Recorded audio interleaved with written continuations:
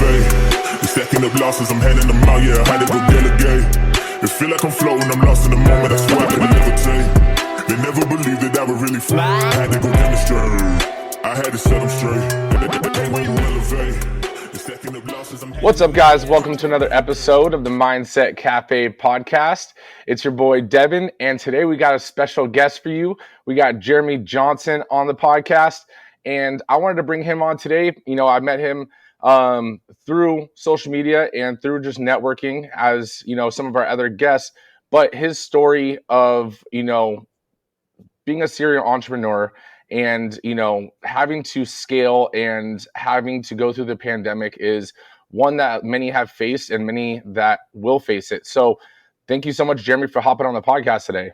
Hey, Devin, thanks for having me. I'm excited to be on. You know, it's been great to watch you on social media and everything. So thank you for having me. Of course. Well, let's dive straight into it. You know, how did you get started in the entrepreneurial space? Yeah, so I came from the corporate world where I actually worked for entrepreneurs for the last several years. A couple of different companies that were owned by guys who started companies and scaled them up. One of them they actually sold to a Chinese-based company, and so that was definitely a eye opener. And that was kind of when I decided I needed to change it up. In 2017, my dad passed away and left me a little bit of money. And rather than being, the people that everybody talk about of like getting a little bit of money and getting a truck, and then 4 years later having nothing but a older truck sitting out in the driveway, I decided I wanted to use that to try to invest and buy some assets. So I started looking for my first company to purchase. I went out and started talking to different people, actually got a job where I was going to become an investor, and that fell through. So went on bizbuysell.com, the worst possible way to buy a business, and found a flooring store to buy. And in February of 2020, closed on that first business and got started. Okay. Well, that's a different take than a lot of entrepreneurs, go, right? It's some people that when they're like, I want to be an entrepreneur, they want to start from the ground up. You took a different approach and you're like, look, I don't want to start from the ground up. Like, you were lucky enough to have, some extra money, that floated your way. And it was like, okay, well, let's take that route. What made you think of buying a business versus, starting a business? It was really, my wife and I, and we had one kid at the time, and we're planning on having a second kid. We were used to a certain lifestyle, right? I was making six figures, in my corporate job, and so scaling back and going at it from the route of starting something small and growing it was a little bit scary, and so. Rather than doing that, I decided that I wanted to see what might be out there. After I purchased my business, I bought a book called Buy Then Build, which had some interesting statistics. Most small businesses fail, within the first 5 years, right? Businesses that are purchased by the SBA have a failure rate over a 10-year span of 3%. That told me after I made the decision and I saw that I was probably on the right track. But I figured that if, the business that I bought was being run by a 78-year-old woman who was living 500 miles away and running it remotely. And I figured that if she was able to do it and do it successfully and cash flow it, that surely I would be able to do it. Of course, the world kicked me in the teeth, 30 days after I closed on my business with COVID shutdown. And basically the business going away for much of 2020, but definitely rebounded quickly in 21 and 20. Yeah, after that. So when you acquired the business, were you still working your corporate job? Are you still working your corporate job? And how did that transition happen?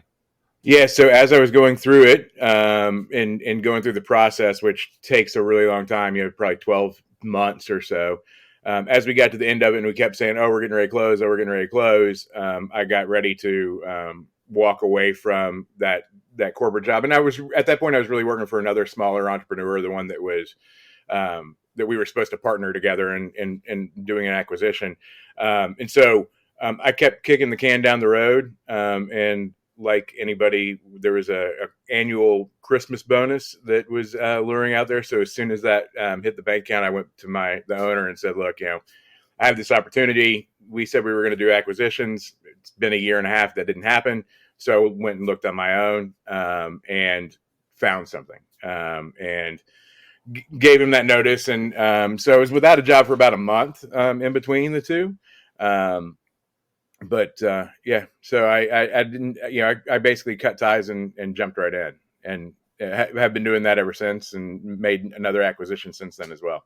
Well, no, that's awesome. With the business that you acquired, is it in the same industry that you were working before? Were you only looking for businesses in that industry? No, it's not. So I was in call centers before. So my corporate job, I was in outsourced customer service for companies like Airbnb, Mutual of Omaha, large companies. Went to work for a LED gas price sign manufacturer in between, running their post sales, and then jumped into the flooring business. So the business I bought in flooring had nothing to do with anything else, but everything's a people business, right? It's all about relationships. It's all about making people feel like they're worth something and that they're being seen for who they are. So I figured that I would be able to learn it. I was an architecture major for a little while in college and really liked it. And I always liked working around the house. So I decided to buy a flooring company. And COVID was a blessing in disguise in that, I sent all my employees home. And I did everything except for the installation. So I went out to the customers' homes and did the measurements. I cut the carpet. I did, and made a lot of mistakes, for over the course of about 4 or 5 months. But it allowed me to learn the business very quickly, and it allowed for my team to see that I was willing to dig in and do what I needed to do to make the business work. No, that's awesome. I mean, especially jumping into something that you've had a little bit of knowledge, whether it's just self-taught or back when you were in college, and diving in, because that learning curve is already scary enough, right? When you start a business, let alone buy a business that's already operating, and if it's not something that you were transitioning from, there's obviously that learning curve, but you burn the boats and, I'm going to figure it out. That's amazing. So Yeah. what was that next step for you? You said, you've acquired some other businesses. What was that next step, for you? Yeah, so when I purchased Creative, the first acquisition, about 65% of that business was all Red Roof In. So we sell flooring to Red Roof Inns nationwide. And I knew very quickly that if I didn't de-risk on that point, right, that there was going to be, a huge inflection based on that. Also had a little bit of the shiny object syndrome of like getting a little bit, ahead of myself, I think, and seeing what else is out there. And I found another flooring store located about an hour away on the other side of Columbus, Ohio. So I have a store on each side of Columbus outside of the metro. And just so happened that Intel had announced that they were putting $30 billion into a chip fab plant 20 miles away from there as well. And so decided to take a risk and try to make the acquisition. Again, went biz buy sell, not the smartest way to do it, but I probably overpaid for both my stores. With my second acquisition, 110 storage units came with that as well. And then the real estate on both of the properties was included. So, but that store was about twice the size of my first store. So it took that 65% red roof risk and made it 15. So it significantly reduced that overall risk. Wow, that's awesome. I mean, that's a smart move, especially when you see that if you have one vendor that is basically your golden handcuff, kind of, it can be kind of scary. Then you're almost like just doing anything that they ask just so you don't lose that. So I mean, that's awesome. You were able to dilute that risk by expanding. Is that with the storage units and stuff you said it came with, is that a separate business or is that part of that second building? Yeah, it's a separate LLC. So it shares about 50% of so it's about 3 acres, and about an acre and a half of it is the storage units. And my employees in the carpet store and the flooring store help those customers. So I made that acquisition about a year ago, and in February we finally automated a majority of that. So now those customers can sign up, pay, everything online. The system actually will lock them out, et cetera. So it takes a little bit of the work away from my team as well. No, that's awesome. Honestly, I was actually talking to my wife, like the storage unit business, it's not as like sexy of a business, but it's awesome. Like my parents growing up always had like an RV, like for our dirt bikes and stuff like that. And we would pay for, RV parking, and it wasn't even anything crazy. It wasn't even the storage units. It was a Right. dirt lot with, spray painted lines that were paying hundreds of dollars to leave us the RV there. And I was like, this is a crazy business model.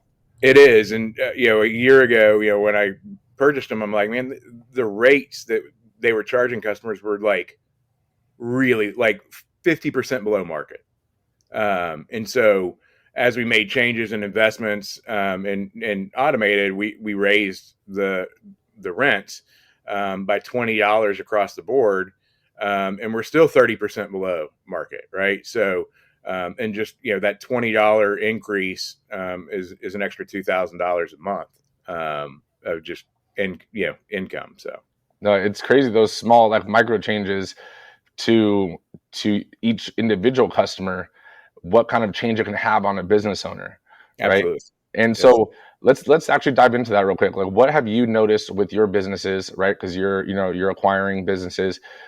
When you're looking for those changes, whether it's expenses, whether it's sales, like how do you evaluate that, or try to increase your margins essentially from what is previously done?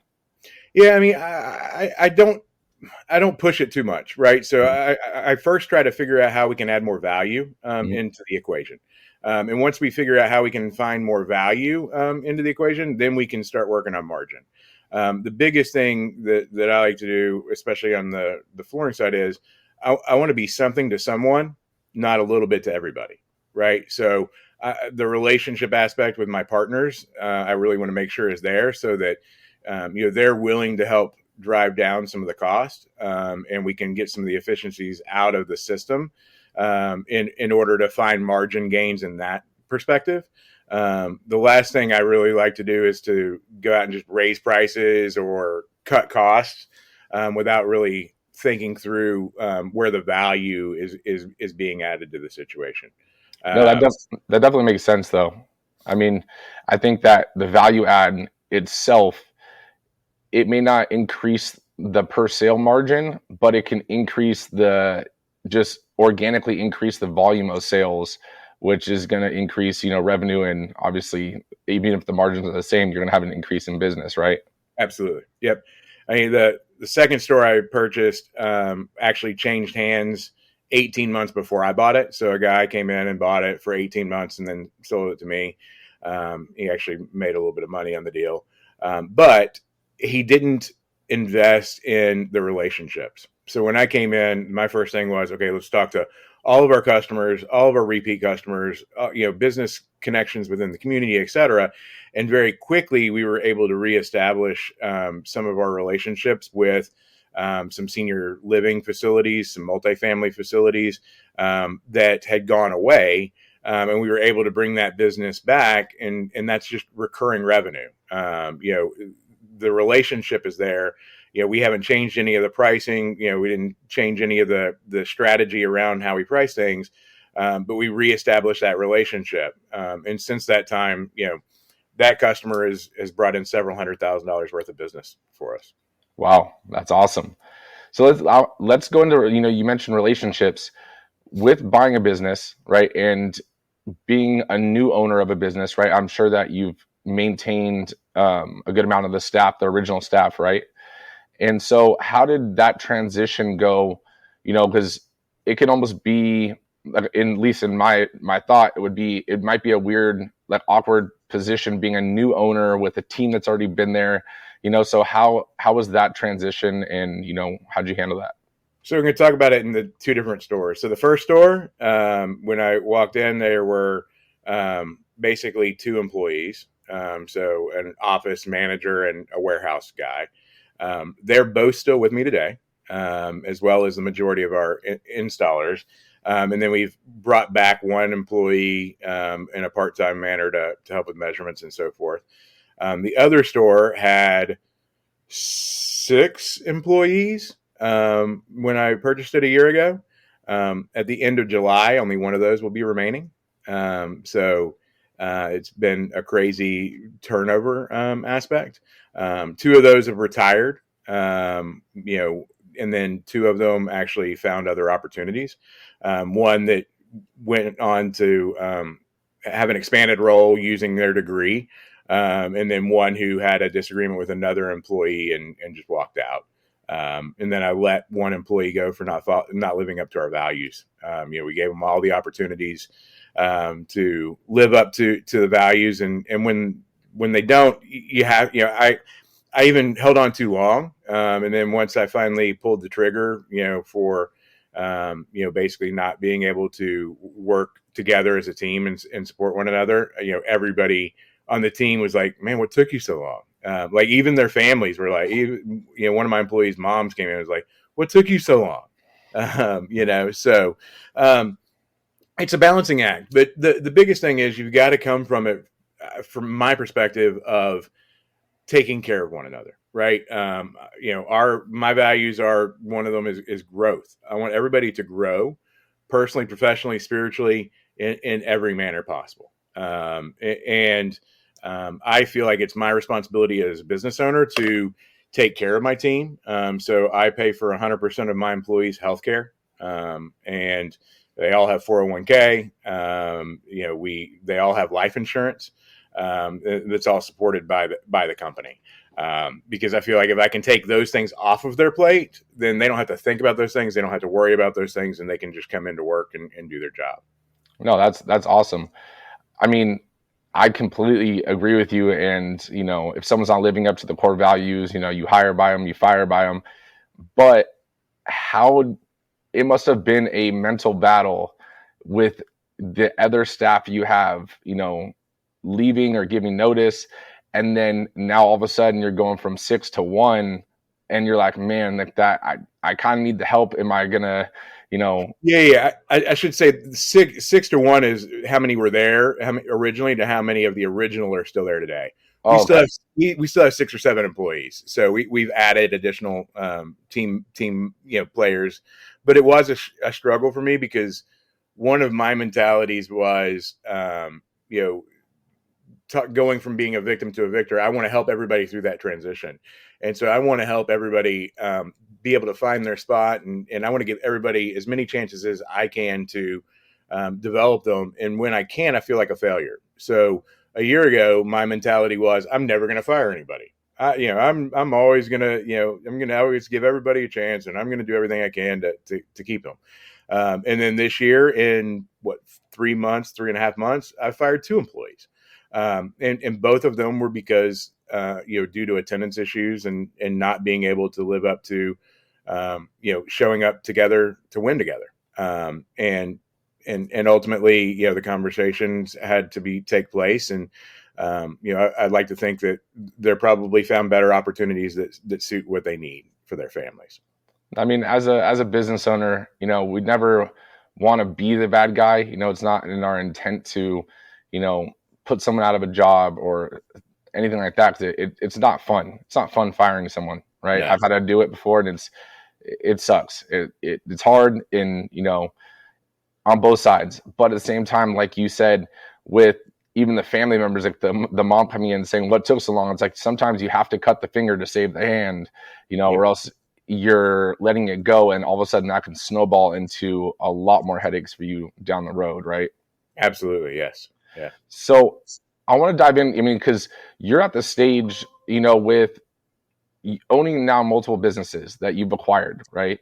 And you're in basically the game. Yes, you're running these businesses, but you're in the game of acquisition as well, right? And that's kind of like the end goal of any like entrepreneur that's at scale, right? Yep. Is being a serial entrepreneur, but into acquisition. So I know you've mentioned that you went on to like Biz Buy Sell and gone that route, but for you, what do you look for in a company, or what do you look for in a business that you're looking to buy? So it's changed. And, I was looking earlier this year at a third location, a third flooring store to acquire. And actually one of my general managers came to me and she goes, stop. She said, stop for a second and let's build a base camp. Basically, let's get our processes in place. Let's all get on the same CRMs. Let's all get this stuff going before you just start adding more stuff to the plate. We're in a situation now where all these baby boomers have businesses and want to sell, want to get out of the business, and they feel like their retirement plan is to sell their business for lots of money. So I just talked to one recently, the one that I was looking at the time, and it was a smaller operation, but as I got into it, I'm like, man, this is just like my other two acquisitions where I would be buying a job. Mm. So I'm gonna I would be buying a business that's run by somebody in their 70s who works there full time and has like 2 part-time, 3 part-time employees. And it's a lifestyle business where they just make enough money so that they can live their lifestyle that they want to live. And they show up every day and do the work. So, I've made the decision to back off on that for a moment, get all of our processes and procedures in place. We're in the process right now of moving from separate CRM systems onto one, so that we can then have that process into place so that when we do add an additional location, we're able to be plug and play and go in and say, okay, here's the platform that we're putting in, hopefully moving people from one store to the other to be able to help out. And at that point, it's a little bit of like, do I want to buy another location or do I just want to open one? Because the company I was looking at too, he owned the property, but he didn't want to sell it to me. So I'm like, okay, I'm going to buy something, right? I'm going to buy your name basically, and sign up for a lease on your property. And what's stopping me from just opening a carpet store like next door? And buying a piece of land and just coming in and starting fresh. And so if I do acquire another one, it's going to be in a strategic location with staff in place, in order to, hit the ground running and be able to continue on, and with a buyout, or a longer earn out, to help that transition as well. No, that definitely makes sense. And I feel you've already crossed the scariest bridge of being a business owner, right?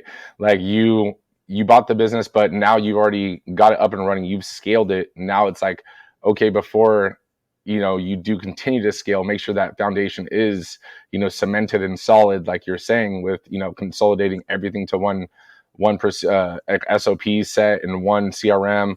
Because I think that now all of a sudden, if you open another location, it's not as scary because now it's just plug and play, regardless of where you go, whether it's someone's established business or you're opening a new location, right? The only difference is basically just that startup phase, of just getting everyone knowing that you're there. But besides that, I mean, you already got that handled.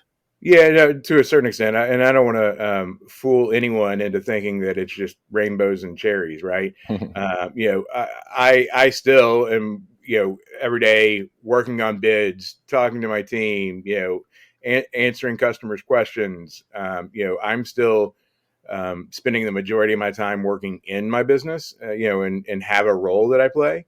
I'm working towards trying to bring additional people on to scale it.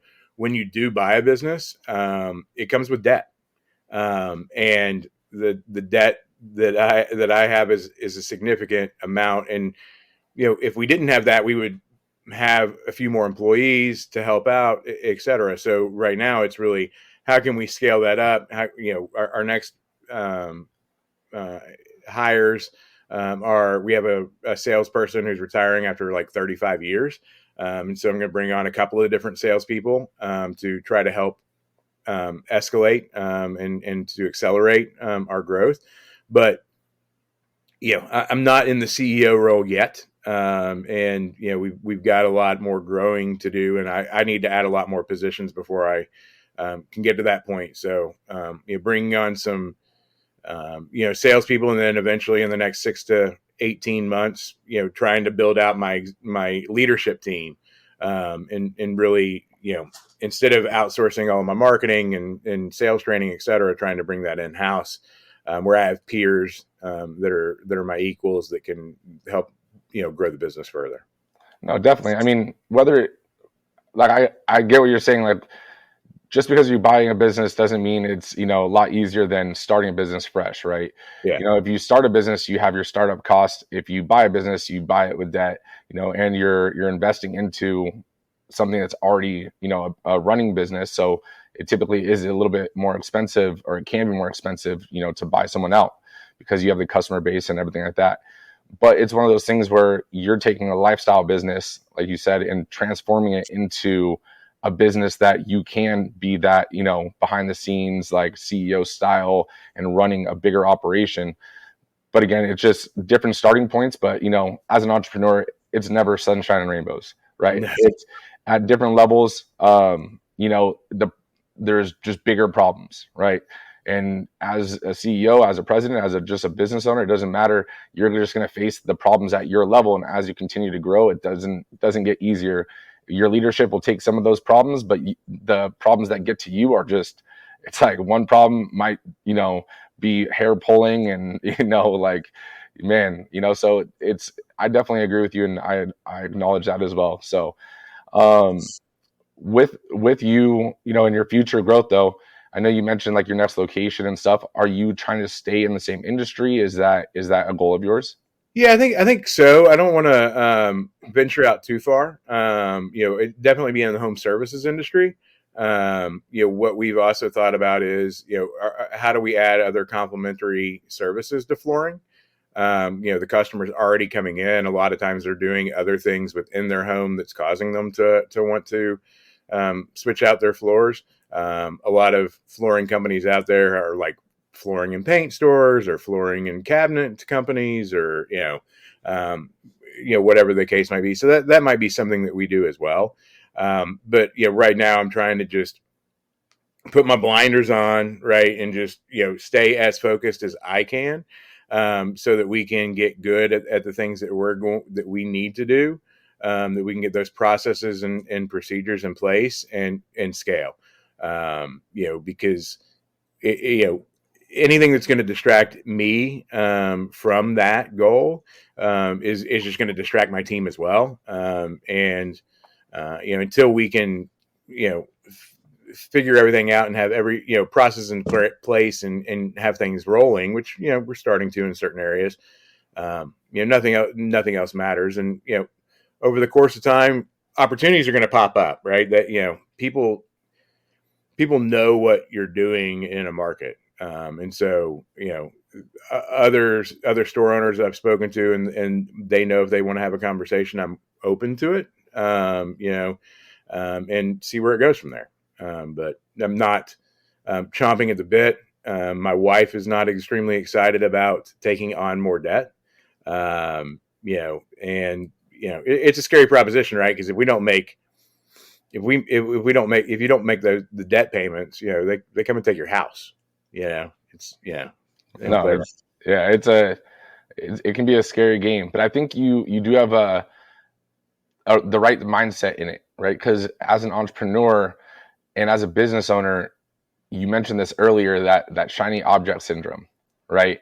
And nowadays, at least from what I've seen, is someone that says they're a serial entrepreneur, or someone that wants just the title of serial entrepreneur, they're doing a little bit of this and a little bit of that. And it's like they're giving their attention to all these different industries, right? And it's just for them to diversify fast, versus like what you're doing. It's like, okay, well, I'm in this industry, whether it's adding another location or adding another service or adding something that can complement my original business, and building, basically other businesses or buying other businesses that can aid my already portfolio, right? And that's a mindset that people don't really have or really take into consideration. Because for you, it's like if you do acquire another business, let's say, right, and it's maybe not flooring, but something that complements flooring or home-based services, Yep. right? You can sell a package or a referral program to your other business and vice versa, right? Yes. And so now you're only growing stronger in your overall sale, whereas someone else that may just have one flooring location and then they have a restaurant and then they have whatever, like you are going to outperform them because your 100% focus is literally in the home service business where their 10% is, right? Yeah, absolutely. Yeah.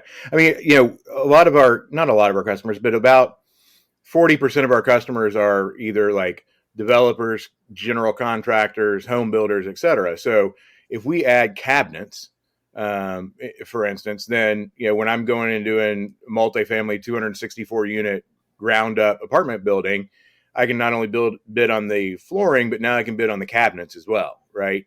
And we see it a lot with, there's one large national company out there that likes to sell stuff that colors walls. And they also sell flooring. And so they will change their pricing around so that their flooring bid looks extremely low and they get it, but all their margin might be on the stuff that colors walls. And so then you start playing some interesting games with strategies on how to win things, et cetera. No, definitely. And that's a whole different ball game too when you're able to actually do that and have those, different aspects to just move the numbers around. You still get the same amount to a degree. It's just what does the invoice say each thing costs, right? Right. Right. The total cost is still the total cost. Total cost is total cost, but you can adjust it to where you don't have as much competition. Have your higher margin wherever you don't have as much competition, and your lower margin where there's lots of competition. Exactly. So going into that, I want to talk about, we had talked about before this, having a victim and a victor mindset. Like, what does that mean to you? Yeah. So, I have always, not always, but, for a long time, I always saw like, why are people being this way? Why is the world happening this way? So, growing up, I grew up in a staunchly Southern Baptist home. My dad was a Baptist ordained preacher, et cetera, 18 years of my life. My senior year in high school, my dad came out of the closet. And he, sat us down and said, "Hey, I've known this all my life, but I've kind of been hiding, et cetera." And at that moment, the church turned their back on him. And I started becoming like, became a victim of like, why do they do this? Why do they, why is this happening? And everything kind of became why is everybody out to do this to me? Why, I became a victim. And, even as I worked in the corporate world, people would get passed over. I'd get passed over for promotions that I felt like I deserved. And, it was always, I was always the victim. I felt like, and oddly enough, after my dad passed away, I decided to shift that mindset into figuring out, I'm the only one in control of anything. Right. So I'm the only one that can control how what I do, how I react to things, et cetera. 4 years ago when I purchased my companies, I was probably 300 pounds, overweight, drank, not a lot, but drank some and, enjoyed myself. But, really over the last 2 or 3 years, I've made the mindset of, if I can work on myself and win the next conversation that I have, win the next decision that I have, win the reaction, then it's going to change my life. So, when in 2020, I purchased the company in February, in October, one of our warehouses burnt to the ground. And, I really didn't react. I wasn't there when it happened. I was at home. I just want to make sure my employees that were there were okay, which they were.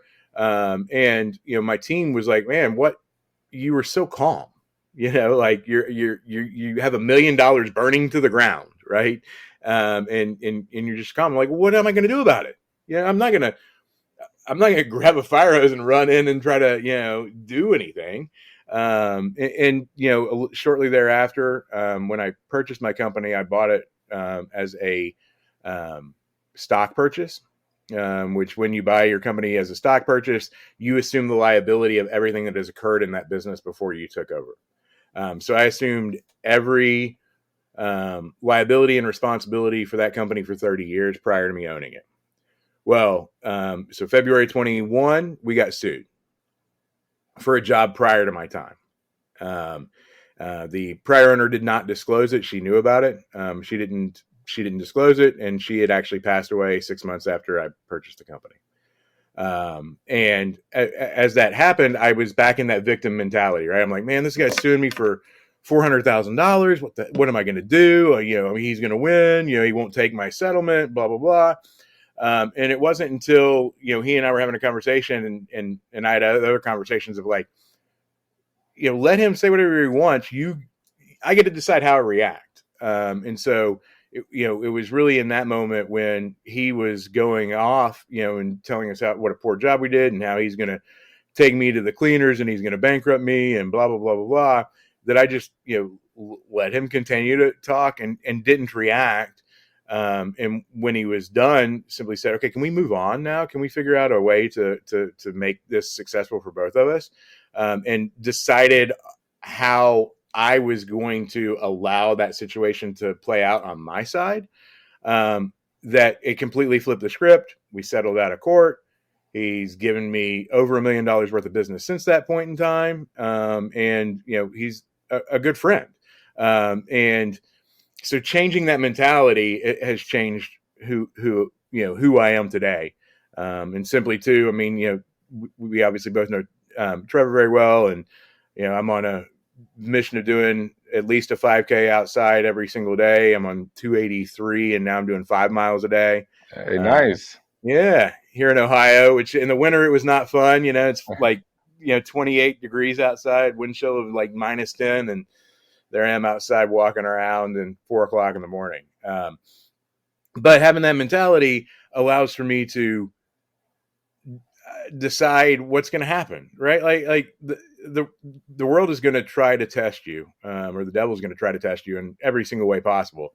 And as you say, what I found is, as the victor mentality of, it doesn't matter. None of that matters. All that matters is how I'm going to react, what my decision is going to be, and how much respect I'm going to have for myself and what I do moving forward.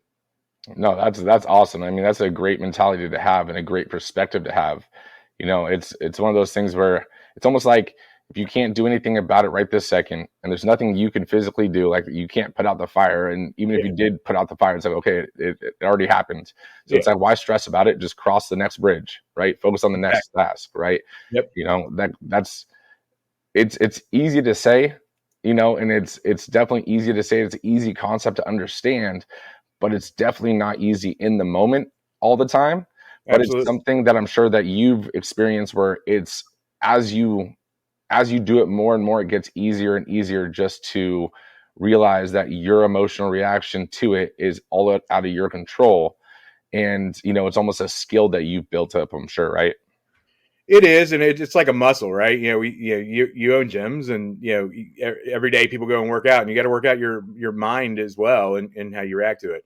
I was listening to a podcast the other day, and one of the things that they were talking about was deciding when to lose. And I think that's part of the victor mentality too, is like, it's okay to decide to lose, right? Like, it sucks to lose, but when you decide that you're going to lose on purpose, you're actually kind of winning, right? And what I mean by that is, you don't have to win every argument. You can decide to lose the argument. And in deciding to lose that argument, most of the time the other person is going to be so surprised that you just let them, you decided to let them win, that you're going to end up getting your way anyway, or at least a portion of that anyway. And if you can let somebody else win some and you win some, then, everybody walks away happy. No, definitely. I mean, that goes exactly with the conversation you were having, with that gentleman who's now a friend. It's like you could have met him at his energy and you guys could have had a scream fest, yelling at each other and stuff. But when you all of a sudden just took that bow out of the argument and been like, okay, I get it. I understand you're upset, but like, how do we move forward from here? Like, how can we both do this? And all of a sudden it does stent them in their steps. And they're just like, wait, I was waiting for you to yell back. Like, and they're like, well, I guess if we just, all of a sudden now they drop down to your level or slowly come down to your level, and it changes the whole the whole conversation. So I think that, deciding to lose in that manner actually can be a very powerful skill, when you know when to do it and how to do it. Right. Absolutely. Yep. I mean, like I said, nobody likes to lose. But when you make the decision, you're actually winning, because it's your decision on what you're doing. Yeah. It's like reverse psychology to a degree. Absolutely. Yep. So one question I like to ask, before we start to wrap things up, let's say all your work in the corporate field and all your businesses, all those hypothetically are gone, right? What is one message that you would like to leave to someone that wants to become an entrepreneur, or, whether it's acquiring a business or starting a business? What would that one message from your lessons learned be? Just sounds cliche, and Nike's already coined it, but just do it. Like, take an action. If you have an idea, if you have a thought, take the first logical step, even if you don't know what step 3, 4, 5, 6, 7, 8, 10 is going to be. If you take the first step, faith, logic, the world, the universe, whatever is going to lead you to what step 2 is and what step 3 is. So, if you just make the first decision and take action, and then when you get to the next one, take the next most logical, step, and you continue to do that, you're going to be successful. It's when you try to take step 5 before you take step 3, or you try to help other people, and try to get them to do something before you're doing it. Like, you have to start small and just take one step and then the next, I guess. No, that's actually really powerful. That's in Ohio. Is there like snowstorms or anything? Oh yeah.